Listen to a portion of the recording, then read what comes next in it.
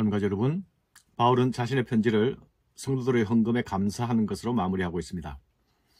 이 감사는 바울이 편지를 쓰게 된 이유 중 하나이기도 하죠. 바울은 헌금에 대한 감사 표시를 하면서 단순히 감사만으로 끝내지 않고 자신의 재정 원칙에 관해서 성도들에게 밝히고 있습니다. 내가 주 안에서 크게 기뻐함은 너희가 나를 생각하던 것이 이제 다시 싹이 나미니 너희가 또한 이를 위하여 생각은 하였으나 기회가 없었느니라. 이 말씀은 이렇게 번역할 수도 있습니다. 여러분이 나를 위하여 생각하는 것이 드디어 싹이 튼 것에 대하여 내가 주 안에서 크게 기뻐합니다. 여러분들은 전에도 그런 생각을 가지고 있었으나 기회를 얻지 못했던 것이죠. 바울은 빌립보 교회가 자신에게 전부터 헌금을 보내려고 했지만 기회를 얻지 못하다가 드디어 에바브로디도를 통해서 보내게 된 것을 말하고 있는 것이죠. 그는 주께서 그런 선한 마음을 갖게 하셨고 또 그것을 실행할 수 있는 경로를 마련해 주신 것을 크게 기뻐한다고 말씀하고 있습니다. 내가 궁핍함으로 말하는 것이 아니니라 어떠한 형편에든지 나는 자족하기를 배웠노니. 바울은 자신이 이런 말로 자신의 궁핍함을 토로하고 있는 것이 아니라고 말하는 것이죠. 자신은 어떤 형편에 처하든지 자족하기를 배웠기 때문에 그런 불평을 할 사람이 아닙니다 라고 말합니다.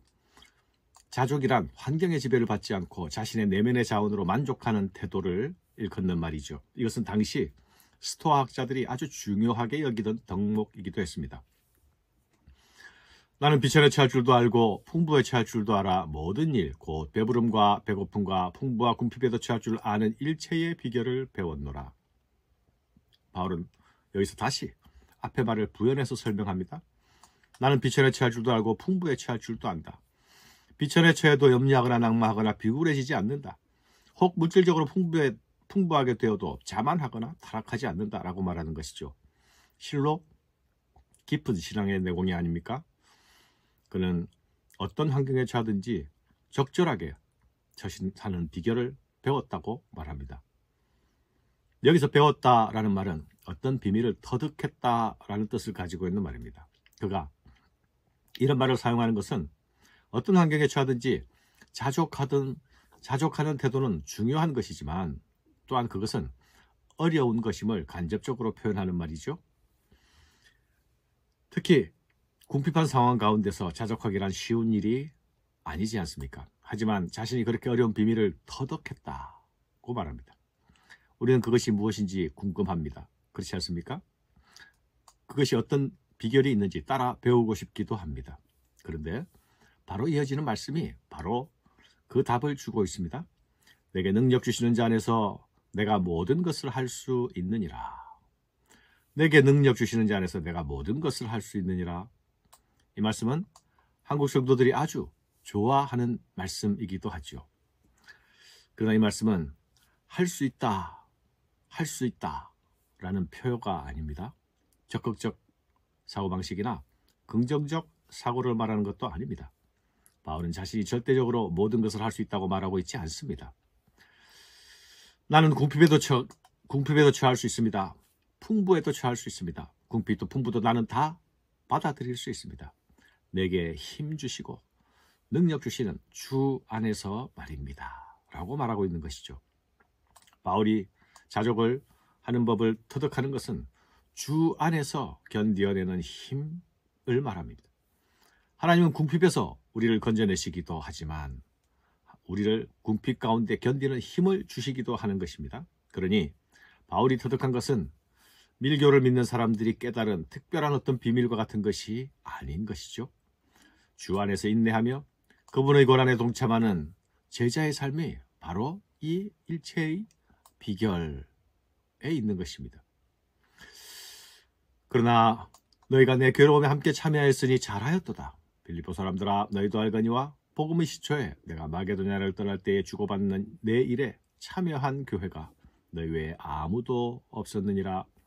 데살로니가 있을 때에 너희가 한 번뿐 아니라 두 번이나 나의 쓸 것을 보내었도다.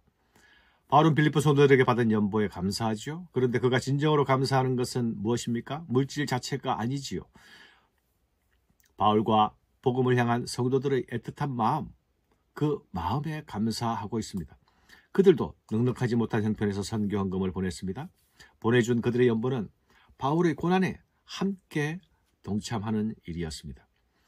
그들은 말로만의 사랑에 그치지 않았죠.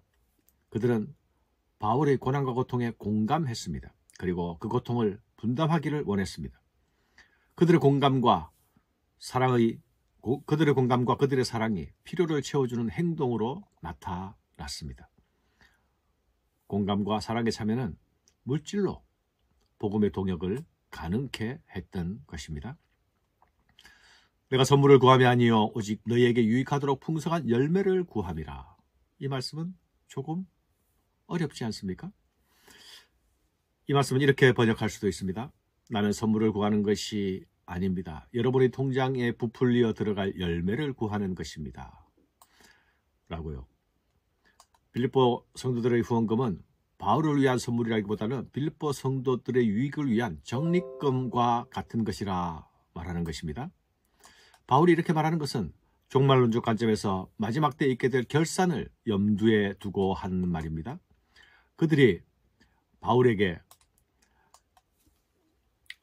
한 것은 최후의 심판 때에 자신들의 열매로 드러나게 될 것입니다.